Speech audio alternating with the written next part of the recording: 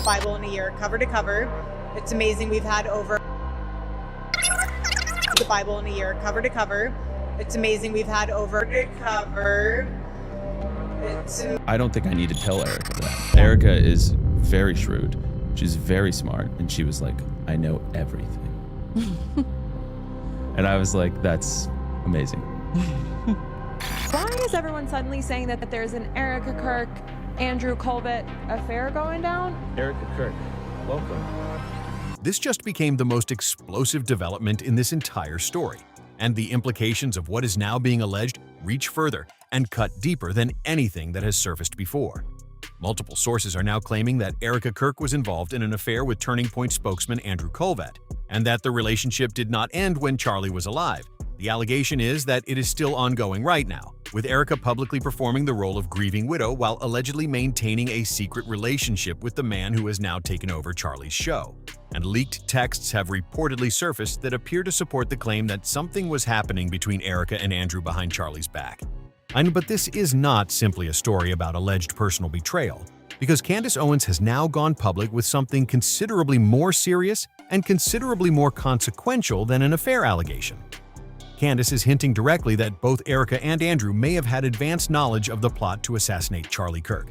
The specific flight data and timing information Candace has put forward to support that suggestion is not vague or impressionistic. It is detailed, documented, and directly contradicts the official account that both Erika and Andrew have publicly given about where they were and how they traveled on the day Charlie was killed. Before unpacking the flight timeline, which is where this story becomes truly devastating for the official narrative, the foundational context needs to be established. Erika has already been caught in a documented and provable lie about her romantic history before Charlie. Specifically, the claim that she had not dated anyone for 5 years before meeting him. That lie collapsed under photographic and video evidence showing her with multiple men during exactly that period. So the question being asked right now is not whether Erika is capable of sustained deception about her romantic life. That has already been established. The question is how far that deception actually extended and who else was involved in it. Your Turning Point insiders are now alleging that one of the men Erika was allegedly involved with during her marriage to Charlie is Andrew Kolvet. Victim's wife is arriving at 3:30. QJ436. But 3:30. 3:30 is when that pickup is scheduled for, so basically we can conclusively confirm that Erika did not wait an hour on the tarmac for Andrew's alleged plane to land at about 4:40 p.m., right? 3:30 was the pickup. So this only makes sense if Andrew was aboard Charlie's plane with Erika, okay? The same man who now co-hosts The Charlie Kirk Show and who has been positioned as one of the most prominent public faces of the organization Charlie built. Think about what that means in the full context of everything that has been happening since Charlie's death. Erika reportedly selected her ex-boyfriend Cabot Phillips to take over Charlie's college campus tours.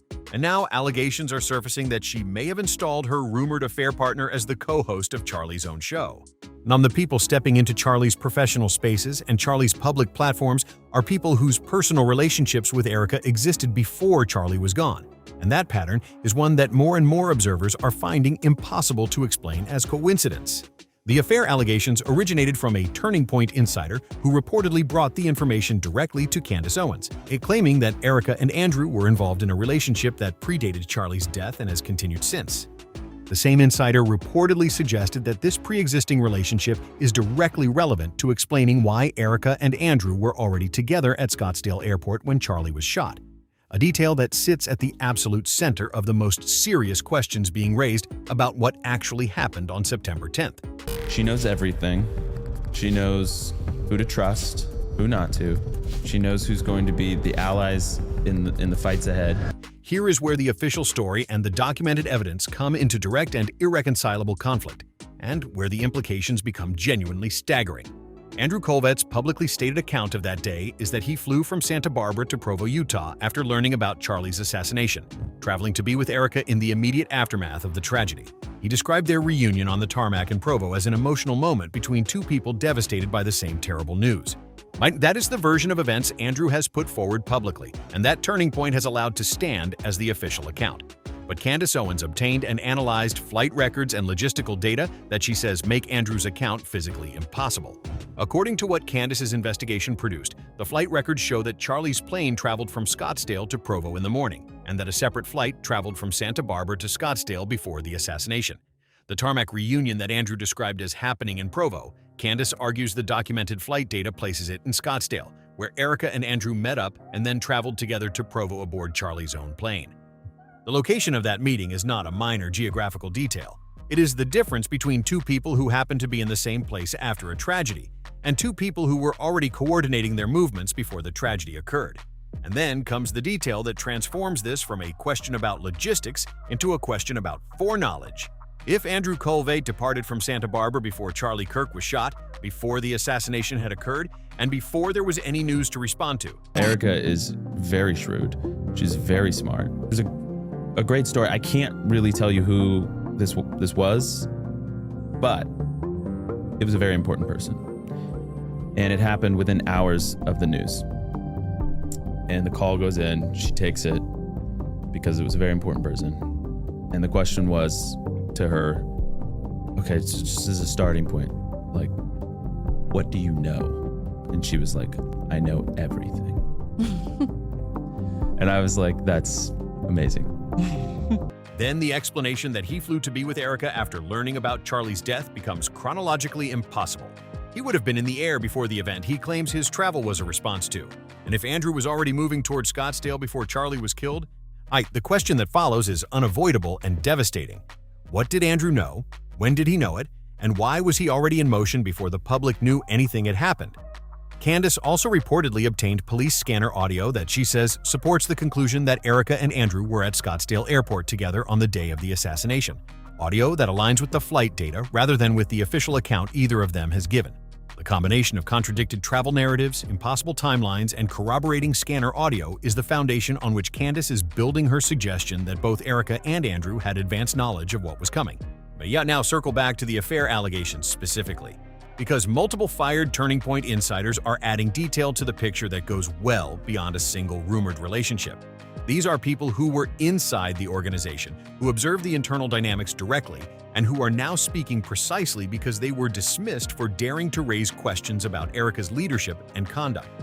Their accounts describe not just an alleged relationship between Erika and Andrew, but a pattern of behavior that includes Erika allegedly mocking Charlie privately, laughing at his appearance, calling him naive, describing him as soft, in conversations that people with direct access to those environments reportedly witnessed. If those accounts are accurate, none of the devotion Erika publicly performed during their marriage was not simply incomplete.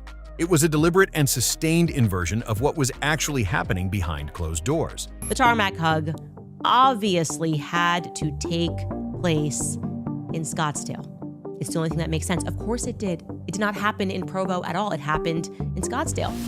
The behavioral evidence that people have been analyzing in video footage takes on an entirely different and far darker character when placed against this background. The footage from Charlie's studio where Erika and Andrew appeared together just 2 weeks after Charlie's assassination. Footage where observers described both of them as visibly happy, blushing, and displaying what looked like barely contained excitement is not simply puzzling in the context of grief anymore. It becomes something considerably more disturbing in the context of allegations that these two people were involved with each other while Charlie was alive and may have known his death was coming before it happened.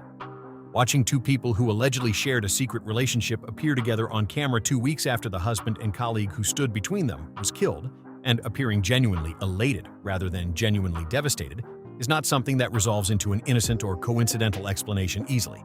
But Andrew's behavior in interviews and public appearances since Charlie's death has been noted independently by multiple observers who describe him as speaking about Erika in ways that do not reflect the professional relationship of a colleague supporting his boss, but something that looks considerably more personal and more emotionally invested than that.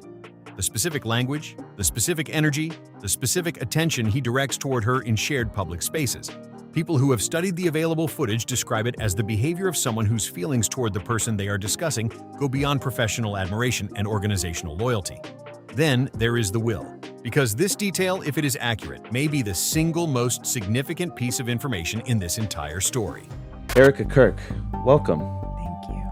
Thanks. It's surreal to actually be sitting because last time I was standing, but Yeah. I don't know. Just to sit. It's a little more emotional.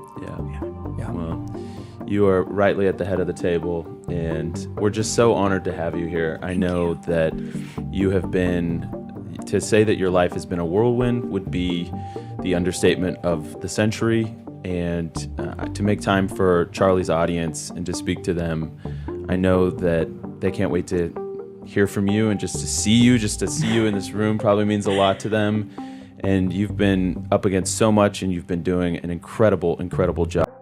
And reports are now circulating that Charlie Kirk removed Erika from his will in the period shortly before his death, and that the reason for that removal was a discovery Charlie made about his wife's fidelity.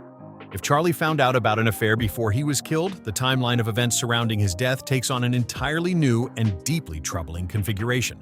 A husband who has just discovered his wife is involved with someone inside his own organization, who has potentially begun asking questions and taking protective legal steps like updating his will, and who is then killed under circumstances that generated immediate and sustained public skepticism, represents a combination of facts that demands serious and sustained investigation. If Erika knew she had been removed from the will before Charlie died, and the timing of the will update relative to the assassination makes it plausible that she would have discovered this, then her behavior in the immediate aftermath of his death stops looking like inappropriate grief responses and starts looking like something altogether more calculated. Because a woman who has just lost a husband who loved her and included her in his estate planning might display confusing grief. But a woman who discovered she had been cut out of her husband's will and then found herself suddenly in control of his organization and his legacy through other means, that woman has a very specific and very concrete set of motivations that explain every behavioral choice observers have found inexplicable. And then there is the life insurance situation. And this is where the financial dimension of this story becomes genuinely staggering in its implications. Auditor Brian Ferentz conducted a detailed examination of TPUSA's tax documents and surfaced the existence of an LLC called GGLF that was paying $350,000 annually in life insurance premiums on Charlie Kirk, a man in his 30s with no documented health issues, no smoking history, and no drinking history. Premium payments of that magnitude on a healthy man of Charlie's age do not correspond to a standard life insurance policy taken out for ordinary estate planning purposes. Financial experts who have weighed in on these figures indicate that premiums at that level typically correspond to a death benefit somewhere between $20 and $50 million. Bible in a year, cover to cover. It's amazing. We've had over the Bible in a year, cover to cover. It's amazing. We've had over to cover. I don't think I need to tell Erika that. Yeah. Erika is very shrewd. I don't think I need to tell Erika that. Yeah. Erika is very shrewd. Tell Erika that. Yeah. Erika is... The beneficiary of a policy of that size is the question that everyone is now asking. And while the obvious assumption is Erika, the full documentation of the beneficiary arrangement has not been made fully public. But here is the detail that takes the insurance situation from significant to potentially explosive. The LLC holding that policy was dissolved on September 7, 2025, 3 days before Charlie Kirk was assassinated. A corporate entity created specifically to hold a massive life insurance policy on Charlie Kirk ceased to exist 3 days before Charlie Kirk died. The timing of that dissolution relative to the assassination is not something that can be explained by coincidence or administrative routine. LLCs holding active insurance policies do not get dissolved on random weekdays for no reason. There is always a specific decision and a specific motivation behind that kind of corporate action. And the decision to dissolve this specific LLC at this specific moment, days before the man whose life it insured was killed, is a fact pattern that any serious financial investigator would treat as a priority item requiring immediate and thorough explanation. Adding further complexity, TPUSA itself reportedly sent $350,000 directly to that same LLC in mid-2024, structured as payments toward what documents describe as a split-dollar life insurance arrangement. In a split-dollar structure, the organizational entity paying the premiums receives reimbursement from the death benefit when the insured person dies, and whatever remains after that reimbursement flows to the designated personal beneficiary. The financial architecture here is not a standard or simple life insurance arrangement.